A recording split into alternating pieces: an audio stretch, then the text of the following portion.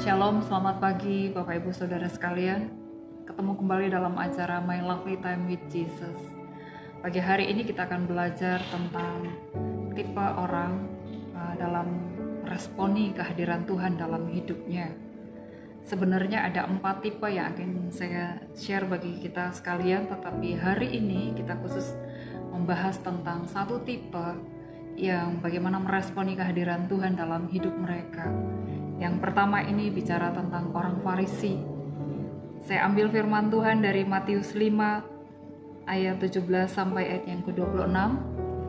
Dan kita akan bahas yang pertama tentang orang Farisi. Bapak Ibu sekalian, ini cerita tentang bagaimana ketika Yesus ada di satu kota, di kotanya, kota Kapernaum, maka ada banyak orang datang ke rumahnya, dan karena mereka mendengar Yesus ada di situ.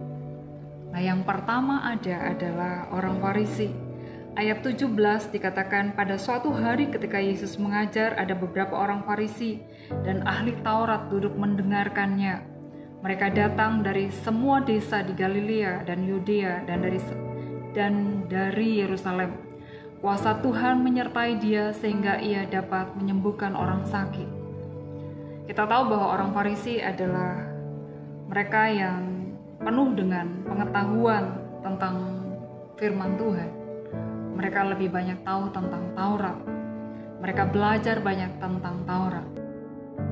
Tapi sayang hatinya tidak terbuka terhadap kuasa firman itu sendiri.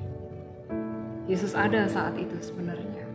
Yesus punya kuasa, Yesus dipenuhi kuasa untuk menyembuhkan. Tetapi sepanjang cerita ini, tidak ada satupun firman Tuhan yang menceritakan bahwa orang Farisi ini mengalami mujizat. Tapi justru sebaliknya.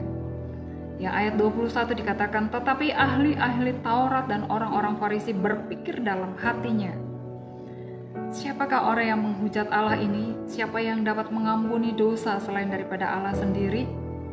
Tapi Tuhan tahu isi hati mereka.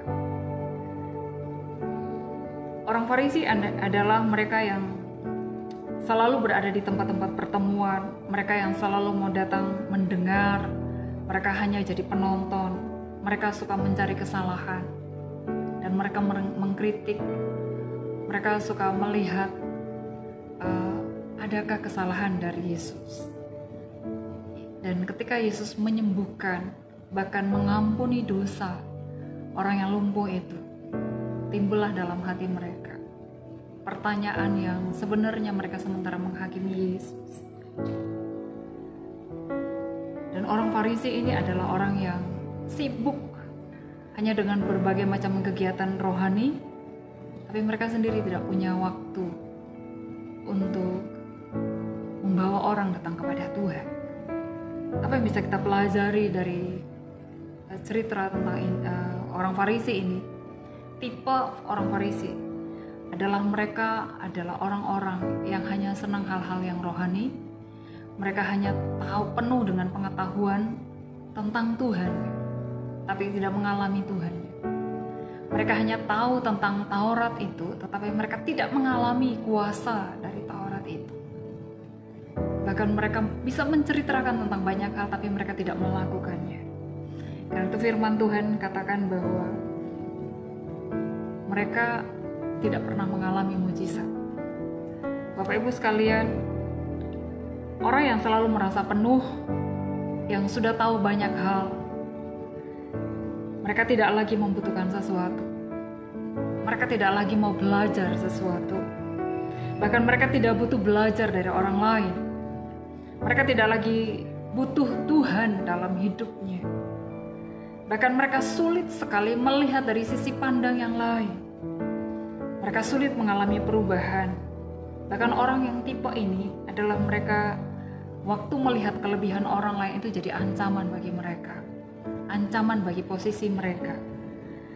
Sehingga kita lihat bahwa tipe orang Farisi ini adalah hidup mereka tidak pernah berdampak sekalipun mereka hidup dalam sisi kerohanian.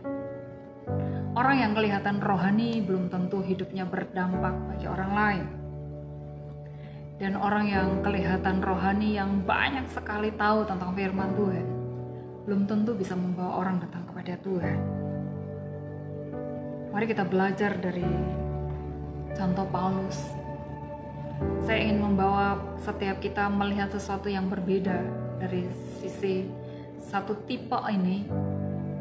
Seperti Paulus. Paulus ada latar belakang dia seperti orang Farisi. Dia belajar banyak dia tahu tentang Tuhan, dia tahu Taurat. Dia sungguh-sungguh belajar tentang kitab-kitab Taurat.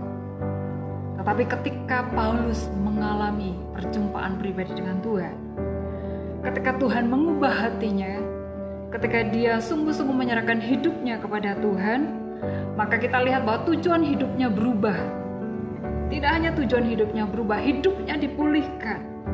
Bahkan kasih dan anugerah Tuhan melimpah-limpah dalam hidupnya. Sehingga dia tidak lagi hidup untuk dirinya sendiri, tapi dia hidup kepada tujuannya Tuhan. Dia hidup bagi orang lain, supaya orang lain mengalami Tuhan. Apa yang bisa kita pelajari hari ini Bapak Ibu sekalian? Bukan berarti tipe orang Farisi ini tidak baik. Tapi kalau kita mengambil bagian, kalau kita ada dalam posisi hanya sekedar memenuhi pikiran kita dengan pengetahuan tentang firman Tuhan, tapi kita tidak tinggal dalam firman Tuhan dan mengalami Tuhan, hidup kita menjadi tidak berdampak bagi hidup orang lain. Pengetahuan itu penting, tetapi tidak menyelamatkan.